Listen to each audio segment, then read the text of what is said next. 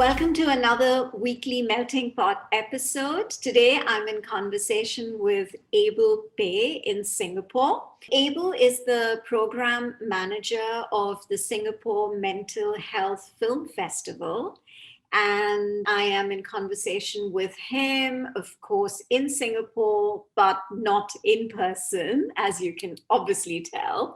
Thank you so much for joining me today, Abel. Thank you, Payo, for inviting us on. Yep. So, it is something that I was really very keen to talk about, your film festival, because I think it's a very, very important conversation today. And the fact that you have an entire festival, which focuses on mental health, I thought was absolutely amazing. And which is why I was very keen that we have this conversation. So could you tell me, the listeners of Melting Pot, a little bit about the film festival? Right. So this is actually the first mental health, related film festival in Singapore. And I think its inauguration run was in 2019. Preparation work began in 2018 with a group of individuals, all from very different aspects of life, contributing their various expertise, to group, whether is it communications, marketing, whether is it program curation, whether is it events management. So we got a group of friends to come together. And I guess that was also when I got in touch with, the current executive director at the festival. She is Cheryl. And so in 2018, I had a conversation with her.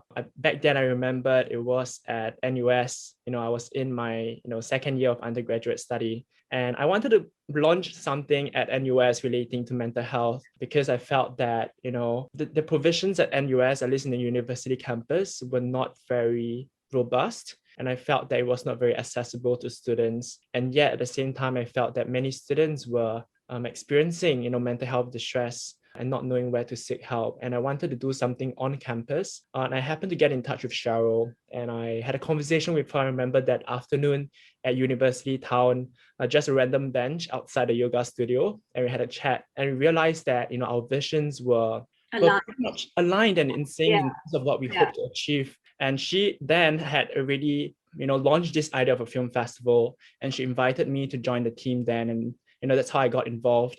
And back then, the mission, I guess, is really to challenge the stigma of mental illnesses, through the use of three mediums. I think film's very powerful medium, evidently from the film festival title. Every film is always accompanied with a panel discussion. This allows, and it's usually adjacent, right after the film, we have a panel discussion, because I think when we watch a film, films have this very powerful, capacity to get in touch with certain emotions and certain feelings, which will otherwise not be possible, say through, speech, say writing, say theater. Each of them have their own, ways in helping to emote certain emotions, and films has its own way as well. And so when we curate that vulnerability during the film watching process, and then we'll move into a conversation where we take advantage, of that state of mind, and launch a conversation into a topic that audiences will probably be able to empathize with much better, after watching the film, whether is it from a lived experience or, just from, watching, the how the director has portrayed the issue. It allows for more, I guess, safe and open spaces, more comfortable. People are less on their guard, and this allows for that conversation to come on. And hence that conversation is actually, I would say, pretty much key to the festival. It is where we bring in, professionals, persons with lived experience, and also community partners. So we provide a more, I guess, a holistic understanding to the mental health issue from various disciplines, as opposed to, say, a panel full of just medical experts or panel full of persons recovery. We have a combination of different profiles. And so that could help launch a conversation in a more comprehensive manner. And we leave it up to the audience to decide, which perspective they may be more inclined towards, or maybe, get an understanding of a perspective that they are not so used to. Yeah. And the last medium, we look at workshops. So workshops if you could see, through the festival, a 2-week festival, for instance, that we have this year, 2 weekends, spanning across 2 weekends, we have a total of 8 workshops in total. And these workshops' aim is to focus on the self. So we often talk about caring for other people, launching conversations into how we can support persons around us or in the workplace, in schools. But often we forget about the element of self. So the workshop comes in where we take, different mediums such as, pottery, such as eating, such as journaling, to allow, I guess, the patrons to learn certain self-care skills and eventually be able to apply these into their life. So these are the 3 mediums that the festival utilize: films, panel discussions, and workshops. And with the main element, I guess, with films as a catalyst, to promote and advocate conversations. So that's pretty much, what we hope to achieve, with the festival. And what kind of, because you said that the festival was launched in 2019. 19, yeah. So last year, did you have the festival in 2020, or was it virtual? What exact? Because I think 2020 is a year which confuses everyone and it draws a blank in a lot of cases. So did you continue to have the festival, or you took a break and you're going to have it now this year? Yeah, 2020 was an extremely challenging time for the team. Yeah. We had a whole list, a lineup of programs ready to be launched because the festival was supposed to take place in February last year, 2020. So that was supposed to be the second run, after 2019. Yeah. And in late January, early February, things were already in plan. We had marketing installed. We were ready to work with Cystic, our ticketing partner, to roll out these films. We were already pushing out our marketing creative materials on our social media pages. And then come DOSCON, Yellow. And then, with the whole uncertainty surrounding whether events could still go on. So I remember Cheryl and I, this afternoon, we were following very closely with the Ministry of Health's guideline because people were speculating here and there.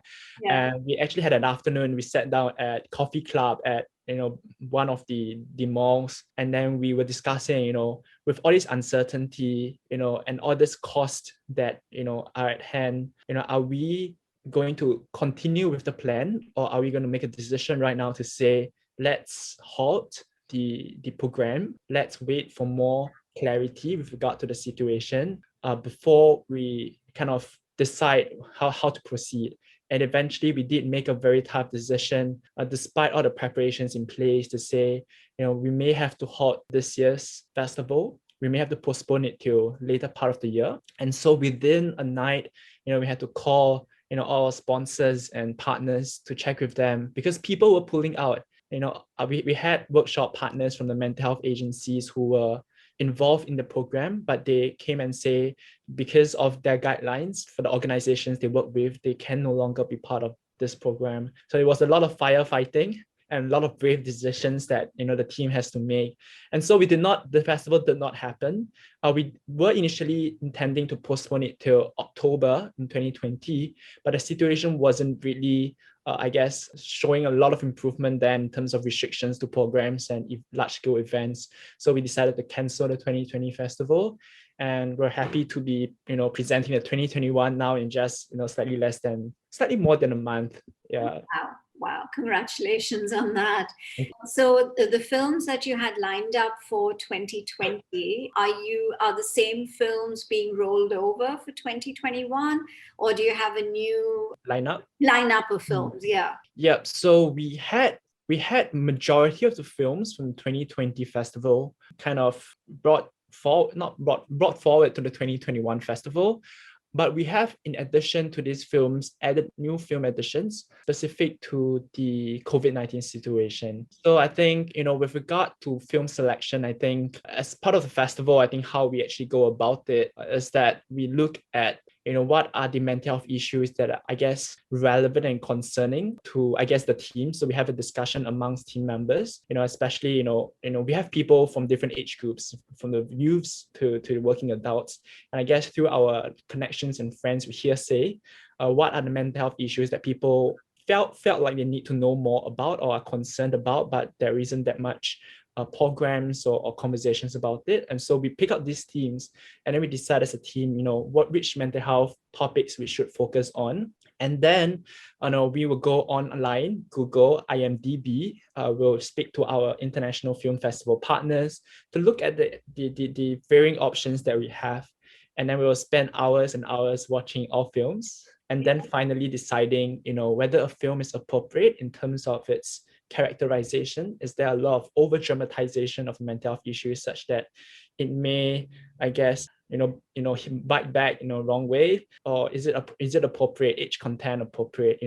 So these are the different considerations that we had. And based on this 2021 festival, we decided to bring, I guess, forward all the films from last year. But we have made some tweaks to the panel conversations. So for instance, like you said, you need to be more relevant, right? Yeah. And I think there would be a lot of different aspects of mental health which will come up because of the pandemic and because what the world has gone through in 2020 and continues to be experiencing it. So that makes a lot of sense. So you'd mentioned that you also have conversations with the international film festival partners. So is the Mental Health Film Festival something which is showcased in other parts of the world as well? Yeah, so definitely, I think one of the main inspirations that I guess Cheryl and the team had initially when proposing the Singapore Mental Health Film Festival is inspired also by the mental health film festivals in the Western countries. So specifically, you have the New York City Mental Health Film Festival, which has been around for a very long time. You also have the Rendezvous with Madness Film Festival, which also focuses in Toronto, in Canada. Okay. So these are the two main partners that the Singapore Mental Health Film Festival, we constantly have conversations with. We partner up with one another. We share films that we thought may be suitable for, the audiences on both sides of the world. And so it's definitely something that we got inspired, and we decided, in Asia, specifically in Singapore, there is no film festival. We have a lot of film festivals specific to embassies, to language, to culture, but not so much to mental health. Hence, the Singapore Mental Health Film Festival. Yeah, which is, so are there any other similar film festivals within Southeast Asia? Are you aware of any others, or is Singapore the only showcase for Southeast Asia? Not that I am aware of. There could possibly be, but not that we, as far as team knows, we do not really know if there are any other mental health specific film festivals in Southeast Asia. Okay. These films are feature length, or do you also have shorts and documentaries? And are they all in English, or do you have other languages as well which are subtitled, so that it covers a bigger spectrum across the globe? How do you work that? Yeah, so we do have feature length films, and these can be in terms of drama, in terms of autobiography, documentary. So we do have a mix of it. In fact, we have a mix of these three, in our current lineup for the 2021 feature film lineup. And then we also have a series of short films. So these films that length from 10 minutes to 20 minutes. And these films are sourced both locally and overseas, also related to the mental health topic that we are hoping to, venture into. Yeah, so these are conversations that we have with the short film, distributors, if the directors themselves, and we, have discussions on whether we could bring the films in. And so the short films part of the program as well. So usually, what happens in a seating, in a program seating, is that we will have a little introduction at the front. We will have a short film screening, and then we'll have the feature film screening, and then we'll have a panel discussion. Okay, that's pretty much that's the format. Yeah.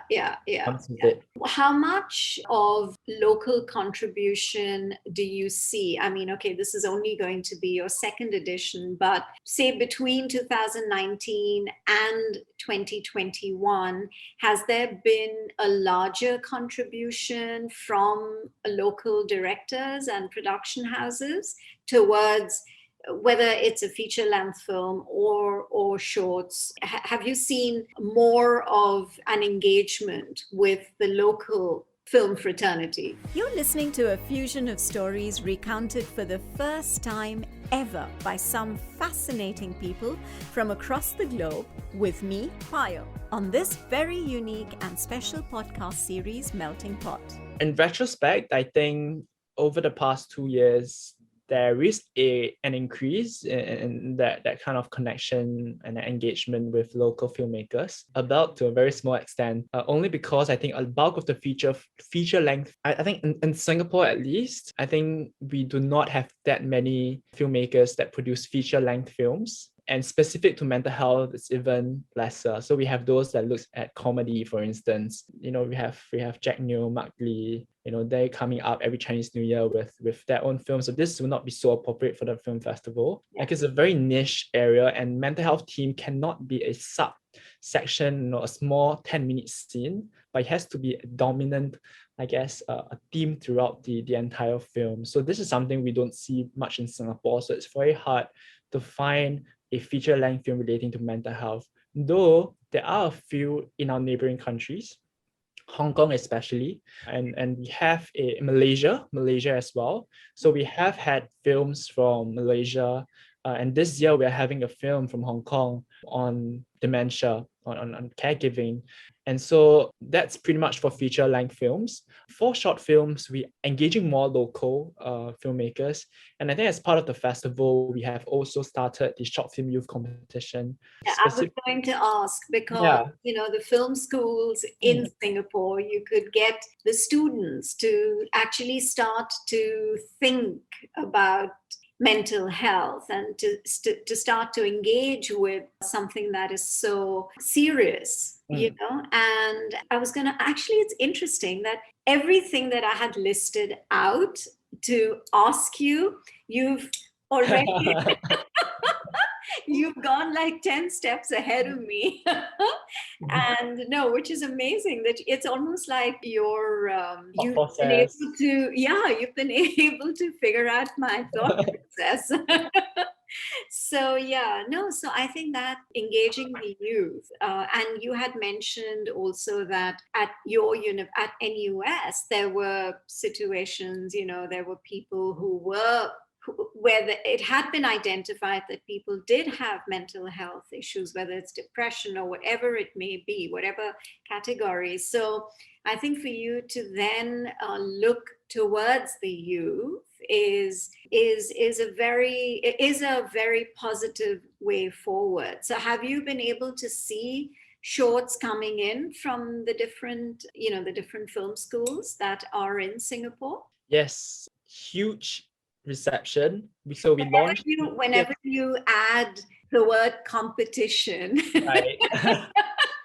It automatically, I think, creates this whole, it motivates the young. So yeah. Okay. Yeah. So Sorry, I interrupted you. Yeah. No worries. Yeah. I think people like competition. People like to that adrenaline rush that goes with it. Yeah. Especially in Singapore, right? Yeah. So the short film youth competition, it started in 2020. We later on in 2019 we branched out, our engagements beyond the film festival to engaging, the youths, because the festival will likely attract, usually the young adults or the adults, also because of the content classification of the films, which has to be rated, and some can go up to M18 and above. And so specifically wanted to engage the youth, school-going youths, and hence we have the short film youth competition where we launched, and then we invite youths, from 18 to 35, to come produce a short film relating to mental health. And it is not just a call for application, but on a part of the film festival, we conduct workshops for these youths for free. So this mainly in the form of mental health workshops to equip them with, relevant mental health information, so they know how to portray these, appropriately in their films. And also, I guess, a latent function is really to expose these youths to mental health content as much as they were used for films, but also for their own knowledge and awareness. Second, we have production workshops. So we help amateur filmmakers in learning and equipping themselves with some skills ranging from script writing to film editing, and post-production work. So these, so we provide them with some workshops, and then they have, a period of a month or two, to produce these films, and then they send it in to us. And this year we saw some 200 over youths participate, and we received over 60 short films submission. And we are in the midst of judging, and we will be having a short film premiere on Facebook in May, where we share these films to the public, and we follow up. You're going to share all the films. So we will only be sharing the top 10 films that have been shortlisted. Okay, yeah. And then these films will also be a part of the festival. These films will be a part of the festival. So we don't usually leave the films as it is after the competition, but we make sure we squeeze every film dry, all the content. So for last year's, we had above and beyond the 10 films, we have the non-shortlisted films. We reviewed them. We thought that some of them may have important contents, although cinematography may not be that good. We take them out, we use them for engagements with partners, and we invite the filmmakers to share their stories through different engagements with, production or mental health agencies. So this is kind of like a year-long engagement post competition, post festival, that we, hope to extend the film, further. Yeah, I think it's important because it shouldn't just be restricted to the festival and then for an entire year there's no conversation around it. Then I think the impact is also lost. And it's very, very, I think it's imperative in today's times to have an ongoing discussion. And through your platform, you are able to continue to create that awareness, which I think is quite commendable. And, it's interesting to see how, looking at you, you're so young, but the passion, the enthusiasm, the ability to be able to work together as a team and bring it to the forefront, I think is commendable. So, that's fantastic. And I'm really looking forward to be personally able to, because it is in Singapore, so to be able to actually come and view some of the films. Hey. Yeah. So in 2019, out of all the films that you screened, which film had, in your mind, had the most impact, and which is the film that connected with the audience and with you and your team members? Was there any one film that kind of stood out for you? Let me have a think. It's like 2 years ago, and I know. I have the lineup that we had 2 years ago. I think it's been really long. I don't exactly remember the specific contents, only also because I've been watching a lot of other films. Okay, it's fine. It's not, it's important. I was just curious, that's all. Yeah, so it doesn't come to mind, it's fine. It's not important. So have your obviously you've said that the festival is going to be sometime in May. What are the dates for the festival? So it's happening from the 22nd to the 30th of May. Okay. Across 2 weekends. 2 weekends. And how many feature-length films will you be screening, and how many shorts will you be screening? We are screening 9 feature films. Okay. 9 short accompanying these feature films, and then we have 9 conversations. So it's 999. Yeah. 999. And any particular reason for the 999? No, not at all. Okay. But SOS maybe. Yeah, gosh. Oh, it's been so nice talking to you, Abel. Thank you. And, I think it's very important what you and your team has put together. And I do believe that it is sustainable. And I'm sure that, year on year, the festival will go from strength to strength. So I do wish you and your team all the very best. And what kind of marketing is involved? Will people be able to get tickets through, you mentioned Cystic, but also is it possible for people from outside of Singapore to have the opportunity to see some of the films after the festival? Is there some kind of a platform that you've created for that? Right. Yeah. Thanks for this, plug, that yeah. No, I think ticket sales are already out, and I think, audiences in Singapore can purchase the in-person theater tickets through SISTIC. So this will happen, on the 29th and 30th. So the 29th and 30th are our in-person screenings. So these screenings will happen at the National Gallery Singapore. But throughout the festival from 22nd to the 30th, we are having a hybrid program, where we, on our website at watch.smhff.com, we have put up a platform where individuals can rent films, and then they can watch the live panel conversations at the comforts of their own home. But these are only available, unfortunately, for the Singapore audience. Okay. So overseas audience will not be able to join us. We would love for this to be extended outside of Singapore, but a lot of distributors are very concerned about film rights. Yeah, I can understand that. Yeah. No, but the fact that people in Singapore will be able to, not just in person, but with this, this arrangement, be able to get involved. And today the virtual world is the way things are. So the fact that they can just, in the comfort of their home, be able to see live discussions, I think that's quite amazing. So yeah, I hope I'm able to publish your episode, or rather this episode, before your festival.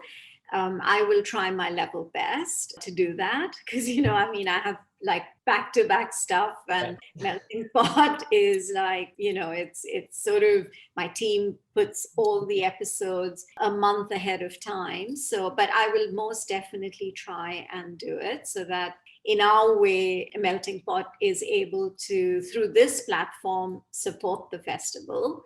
So yeah, good luck with it. And thank you so much. Yeah, you're very kind. Thank you for inviting us onto the show. You're welcome. And I look forward to a lot more editions of the festival in the coming years. Thank you so much, Abel. Thank you, Kaya. Thank you.